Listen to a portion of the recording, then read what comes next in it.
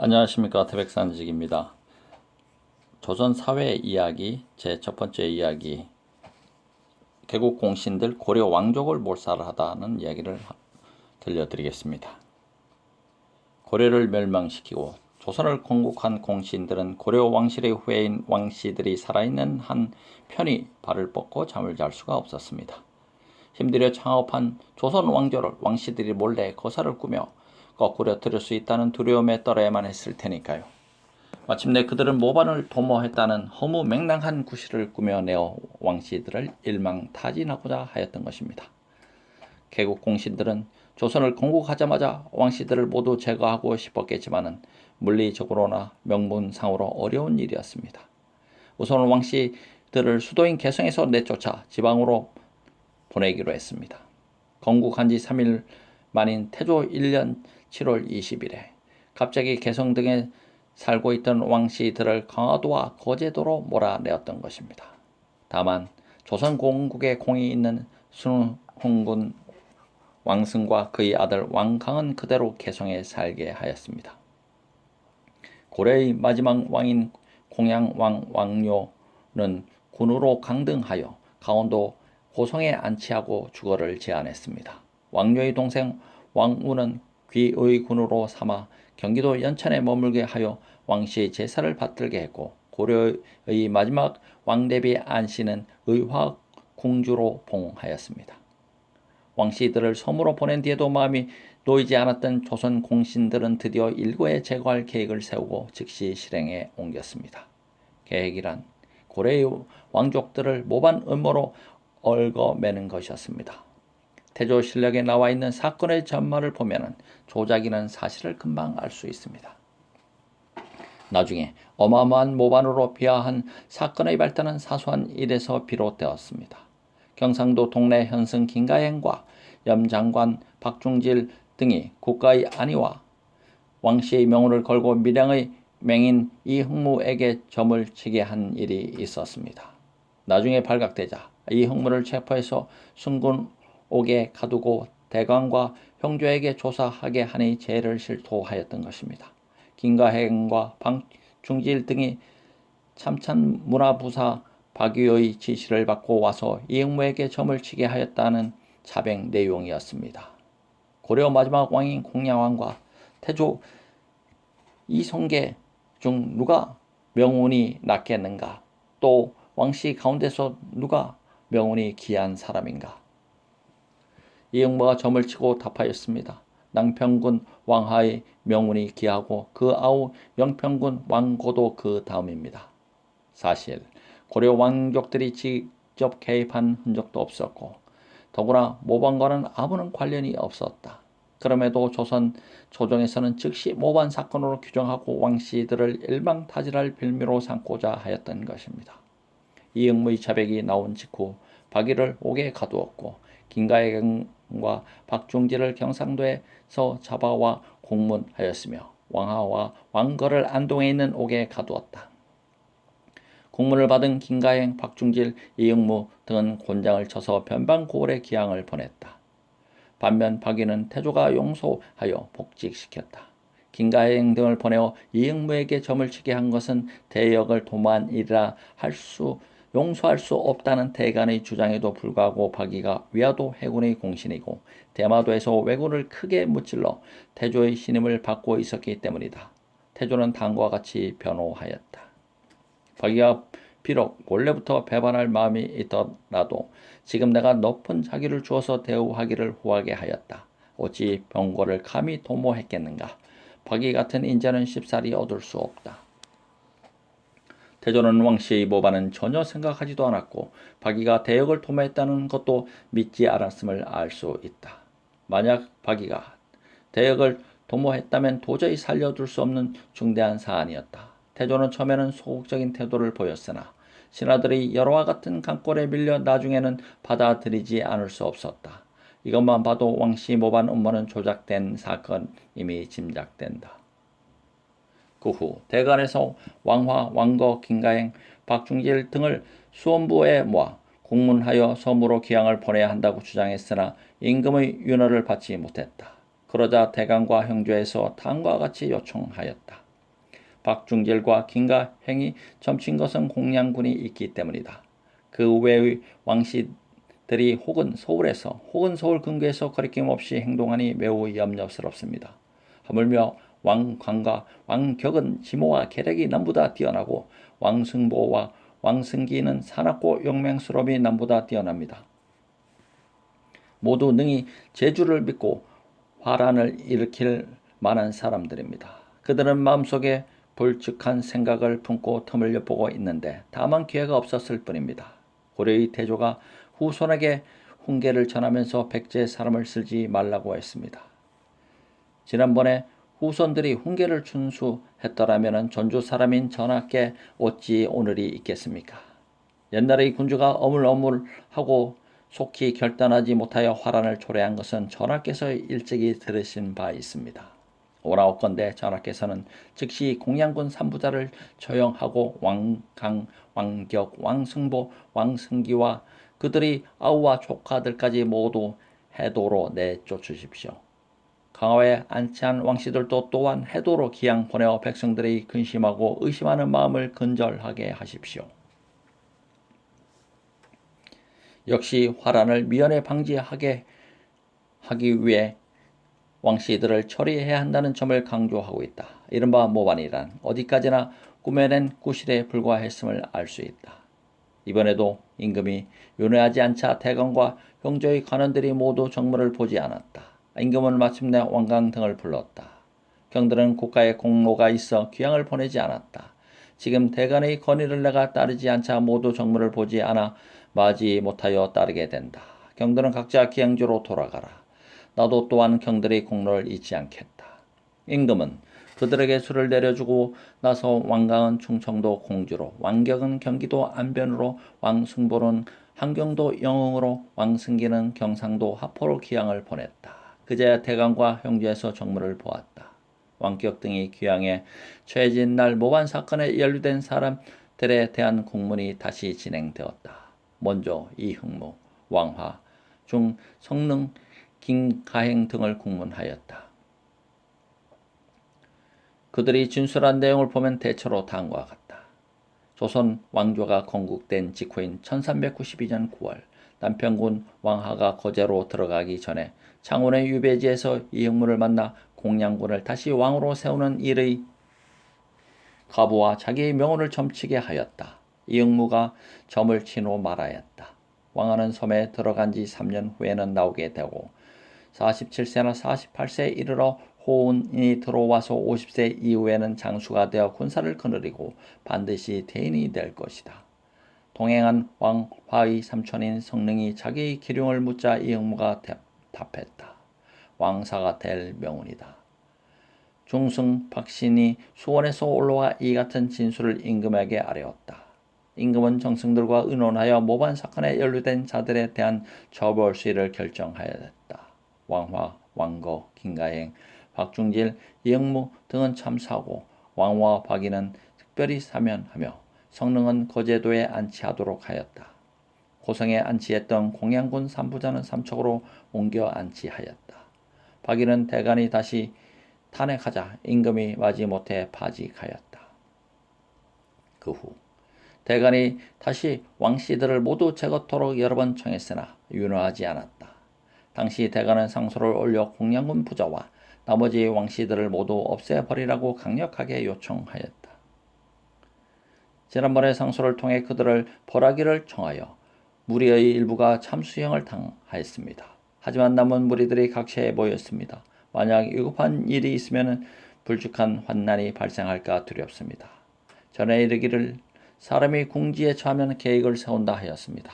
오나옵건대 전하께서는 깊이 이를 염려하여 대의로서 결단하십시오. 즉시 관청으로 하여금 공양군 부자와 여러 왕씨들을 잡아 모두 영원히 끊어 없애버린다면 종사에 매우 다행하겠습니다.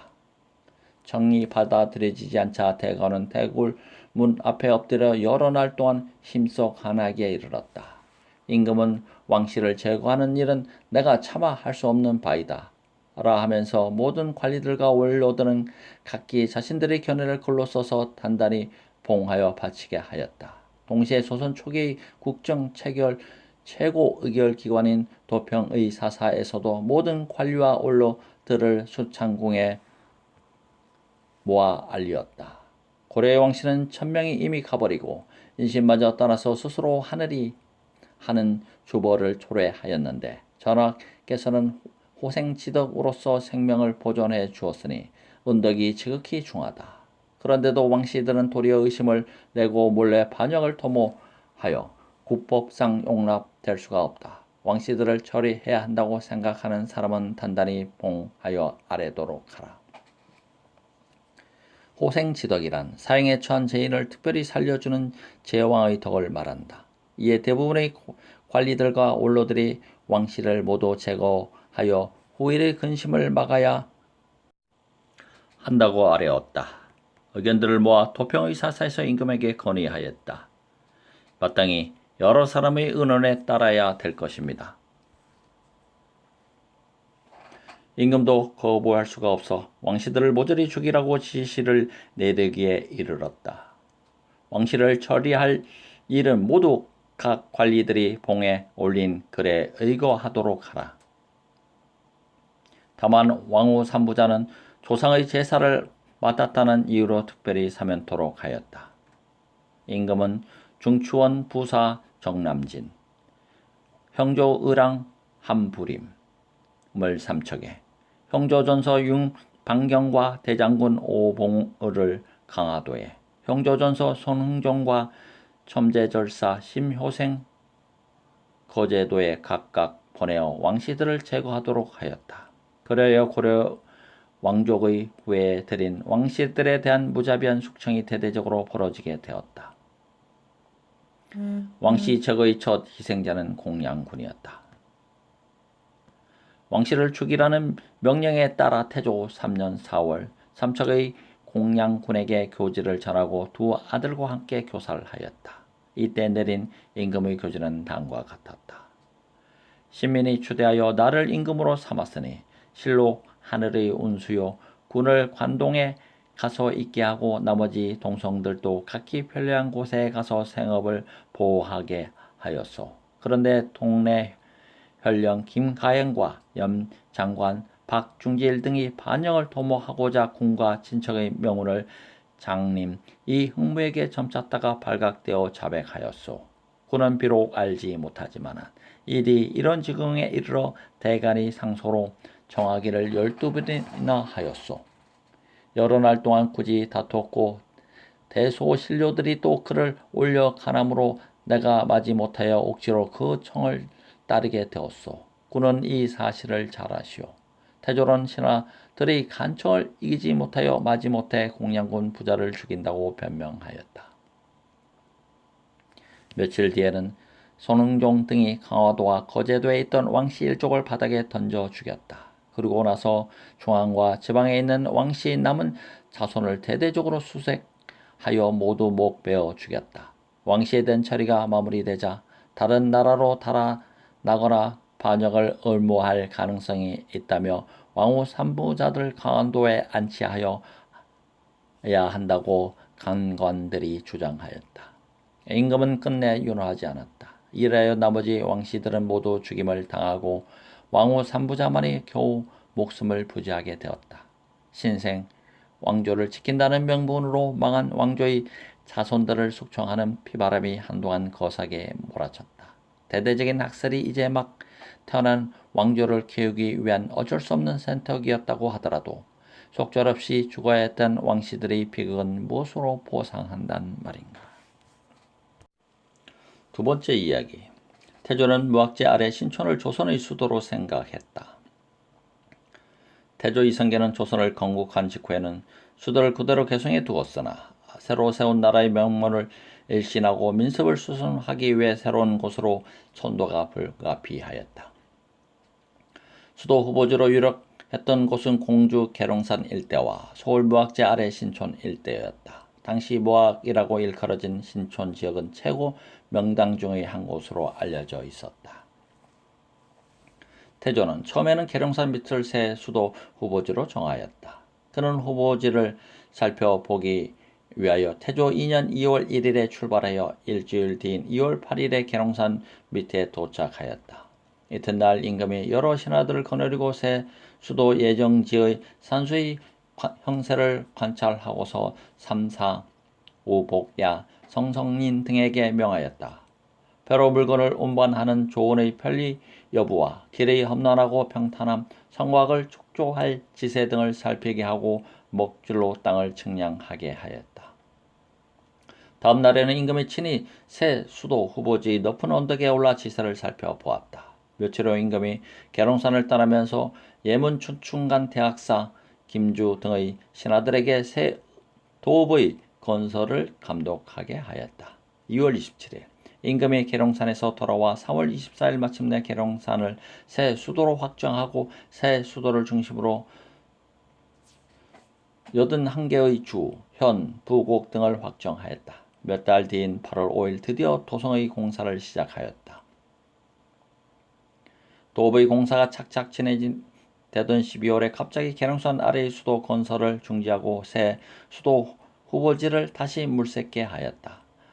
벼랑간 공사가 중지된 것에는 경기도 관찰사 하윤의 주장이 결정적인 작용을 하였다. 도읍은 마땅히 나라의 중앙에 있어야 하는데 계룡산은 지대가 남쪽에 치우쳐서 동면, 서면, 북면과 서로 멀리 떨어져 있습니다. 또한 신이 일찍이 신의 아버지를 장사하면서 풍수관계의 여러 서적을 대강 열람했는데 지금 듣건대 계룡산의 땅은 산이 건방에서 오고 물이 손방에서 흘러간다 합니다. 이것은 송나라 호순신이 이른대로 물이 장생을 파하여 세패가 곧 닥치는 땅이어서 도읍을 건설하기에는 적당하지 못합니다. 하윤은 지리적으로나 풍수지리상 계룡산이 새 수도로 적합하지 않다고 주장하였다. 임금은 고려왕조의 여러 산릉의 기륭을 다시 조사하여 알게 하였다. 풍수지리서인 제산릉 형지안을 통해 계룡산의 산수를 살펴보니 기륭이 모두 맞아 최종적으로 새 수도의 공사를 그만두게 하였다. 공사 중단 사실이 알려지자 중앙과 지방의 백성들이 크게 기뻐하였다고 한다. 임금은 이어서 고려 왕조의 서원관에 보관된 풍수지리 관련 비록 문서들을 모두 하윤에게 주고 전도할 땅을 다시 살펴서 알게 하였다. 이듬해인 태조 3년 2월에 하윤의 건의에 따라 지금의 서울 무학을 새 도읍터로 정하였으나 다시 대신들 간의 찬반이 엇갈렸다. 자시중 조준 등이 무학으로부터 돌아와서 아뢰었다. 무학 남쪽은 땅이 좁아 도읍을 옮길 수 없습니다. 하윤만 홀로 아뢰었다. 무학의 명당이 비록 협소한 듯 하지만 개성의 가은전과 평양의 락궁보다도 조금 넓은 편입니다. 또한 고려 왕조의 비록과 중국에서 용되는 풍수지리 법에도 모두 부합합니다. 그러자 임금은 직접 보기를 원하였다. 내가 친히 보고 정하고자 한다. 그해 8월 8일에 임금이 직접 무학 땅을 돌아보고 그곳에서 유숙하였으나 수도 적합성을 두고 여전히 여론이 분분하였다. 특히 성관 관리들이 모두 무학에 반대 입장을 나타내었다. 판서홍관사 윤신달과 성관 부정 유한우 등이 임금 앞에 나서서 말하였다. 풍수의 지리 법으로 보면 여기는 도읍이 될 수 없습니다. 여기가 좋지 못하면 어디가 좋으냐? 신은 알지 못하겠습니다. 임금이 노하여 말하였다. 내가 성관 관원이 되어서 모른다고 하니 누구를 속이려 하는 것인가? 개성의 지기가 새하였다는 말을 너는 듣지 못하였느냐? 그것은 도참으로 말한 바이며 신은 단지 풍수 지리만 배워서 도참은 잘 모릅니다. 도참이란 앞날의 기흉을 예언하는 술법을 말한다. 옛사람이 도참 풍수 지리로 인해 말한 것이다. 어찌 터무니없이 근거 없는 말을 했겠느냐. 그러면 너희 마음에 쓸만한 것을 말해보아라. 신의 생각으로는 명당의 지덕이 아직 새하지 않은 듯합니다. 다시 궁궐을 지어서 그대로 개성의 도읍을 전하는 것이 좋을까 합니다. 임금은 결국 한 발 물러서지 않을 수 없었다. 내가 장차 도읍 도읍을 옮기기로 결정했다. 만약 가까운 지경에 다시 길지가 없다면 삼국시대의 도읍도 길지가 됨직하니 합의해서 알리라. 임금이 다시 자시중 조준과 우시중 김사행에게 말하였다. 서운관이 고려 말기에 개성의 지덕이 이미 세였다면 여러 번 상소하여 한양으로 도읍을 옮기고자 하였다. 근래는 계룡산이 도읍할 만한 땅이라고 해서 백성을 동원하여 공사를 일으켜 그들을 괴롭혔다.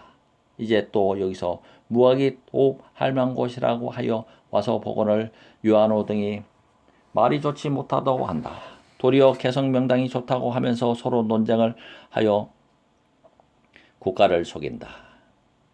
이것은 일찍이 징계하지 않은 까닭이다. 경들은 송광 관리도로 하여금 각각 도읍될 만한 것을 말해서 알리게 하라. 견판 송간사 채용과 윤신달, 유한호 등이 글을 올렸다. 우리나라에선 개성이 첫째요, 한양이 다음입니다. 임금은 여러 재상들에게 분부하여 각각 도읍을 옮길 만한 터를 글로 올리도록 하였다. 명을 받은 판삼사사 정도전이 말했다. 풍수지리는 믿을 것이 못되고 무학은 지나치게 좁으며 경주와 전주, 평양 등은 지리적으로 너무 한쪽에 처우쳐 있어 수도로 적합하지 않다는 의견이었다. 정도전의 의견에 반하여 문화시랑 찬성사 성성인과 정당 문학 정총 등은 도선 스님의 말한 명당인 개성을 그대로 수도로 하자고 주장하고 나섰다. 하유는 여전히 풍수 지리상 무학이 최적이라고 주장하였다. 논쟁이 이어지던 8월 13일 임금은 왕사인 무학대사 자초와 여러 신하들의 의견을 들어 최종적으로 무학을 버리고 고려시대 난경이라 불렸던 한양을 도읍으로 정하였다. 당시 한양은 지금의 서울보다 훨씬 작은 사대문 안에 국한된 지역을 가리켰다. 임금이 한양의 옛 궁궐터와 집터를 살피다가 윤신달 등에게 물었다. 여기가 어떠냐? 우리나라 경내에서는 개성이 제일 좋고 여기가 다음으로 좋지만은 한솔원 반은 북쪽인 건방이 낮아서 물과 샘물이 마른 것뿐입니다. 임금이 기뻐하면서 말하였다. 개성인들 어찌 부족한 점이 없겠는가. 이제 이곳의 형세를 보니 왕도가 될 만한 곳이다. 더욱이 좋은 한은 배가 통하고 사방으로 통하는 거리도 비슷해서 백성들에게 편리할 것이다. 임금이 왕사 자초의 의견을 물었다. 여기는 사면이 높고 수리하며 중앙이 평평하여 성을 쌓아 도읍을 정할 만한 곳입니다. 그러나 여러 사람의 의견을 따라 결정하십니다. 임금이 여러 재상들로 하여금 의논하게 하자 모두들 말하였다. 꼭 도읍을 옮기려면 이곳이 좋습니다. 하윤이 홀로 끝까지 반대하였다. 산세는 비록 볼만한 것 같으나 풍수의 술법으로 말하면 좋지 못합니다. 임금은 여러 신하들의 의견에 따라 한양을 도읍으로 정하기로 결심하였다. 8월 24일 도평의 사사에서 한양을 새 수도로 정하자는 방안을 올리고 임금이 인허함으로써 마침내 천도의 관란 논란이 마무리되고 한양이 최종적으로 수도로 정해졌다. 도평의 사사에서 올린 글을 보면 풍수지리상으로도 좋지만은 나라의 한복판에 자리 잡아 교통과 조운에 유리하여 수도로 확장하였다는 것이다. 옛날부터 임금이 천명을 받고 일어나면 도읍을 정하여 백성을 안주시키지 않음이 없었습니다.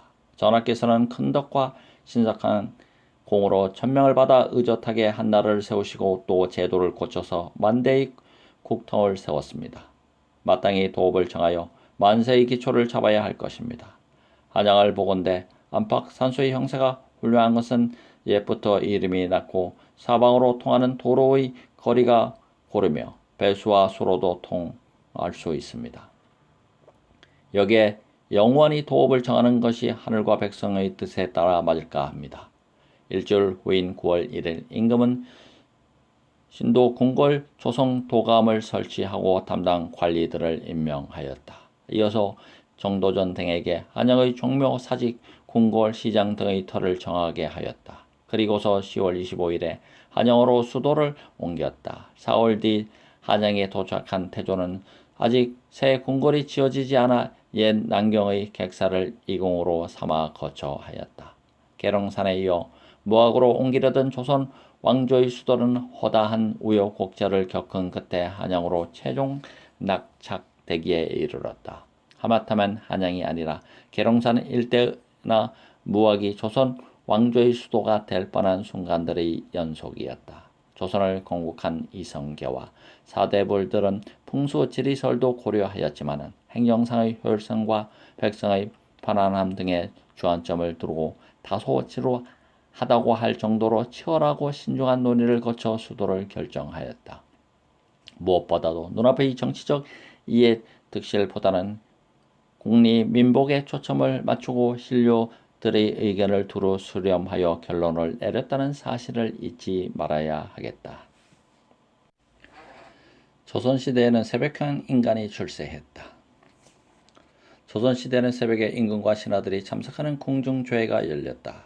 새벽에 여는 조회로 아일조회와 대조회가 있었다. 그 밖에도 매일 아침이나 저녁에 열리는 상참 등이 있었다.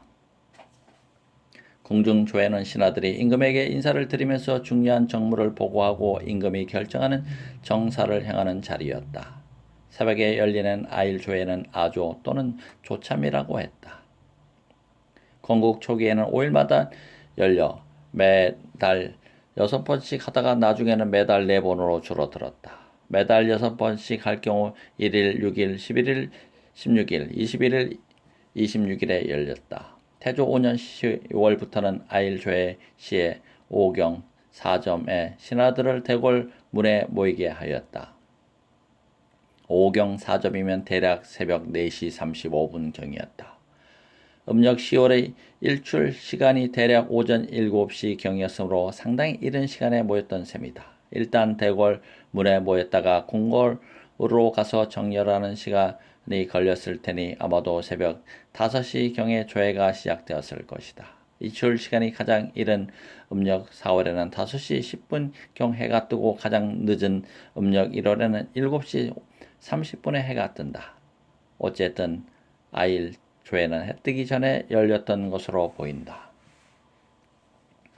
새벽에 여는 조회로는 아일 조회 외에도 대조회가 있었다. 매달 초하루와 보름의 새벽에 정 1품에서 정 9품까지 모든 문무백관들이 공중에 모여 임금에게 문안드리고 정사를 아려 결제를 받는 큰 조회였다. 대조회 시는 오경 1점의 백관들이 대궐문에 모이게 하였다. 오경 1점이면 대략 새벽 3시경이어서 아일 조회보다 훨씬 이른 시간에 열렸다.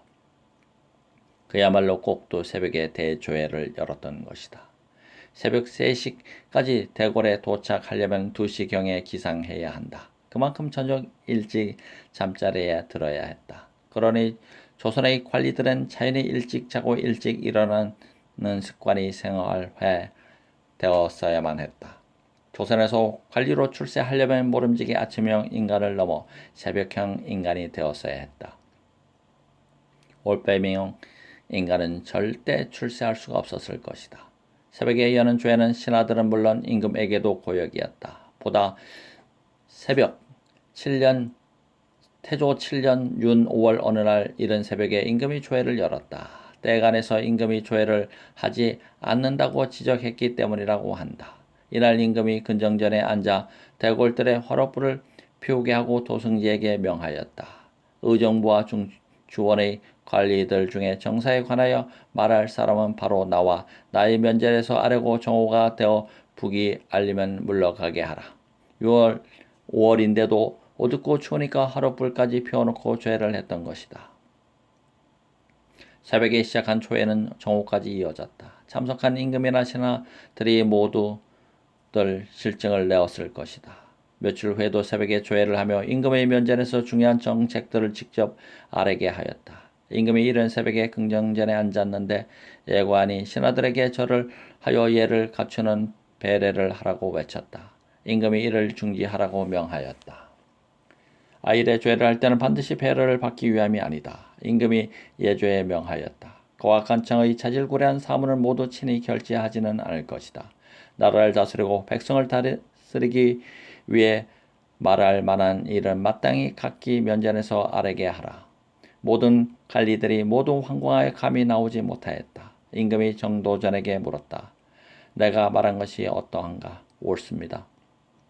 여러 신하들이 일찍이 내가 죄를 보지 않는다고 책망하였다. 오늘은 어찌 한 사람도 면전에서 아뢰는 이가 없는가? 임금이 신하들을 꾸짖자 정도전이 답하였다. 신이 속된 말로 비유한다면 이렇습니다. 보들이 연애할 적에 서로 화답하자고 하더라도 먼저 노래를 부르기란 실로 어렵습니다. 하물며 임금 앞에서 정사를 아뢰기가 어찌 쉽겠습니까? 그렇구나. 그리고 나서 비로소 대사은 성서경과 형조전서 유관이 나서서 정무를 아뢰었다. 이날의 아조는 해가 뜨기 전에 끝났는데 아조를 마치면 각 간원들은 자기가 속한 관청으로 출근하였다. 곧바로 출근하지 않고 다른 사물을 보는 사람은 사유를 사원부에 알리도록 하였다. 죄를 끝낸 임금은 아직 날이 새지 않아 다시 대궐 안으로 들어갔다.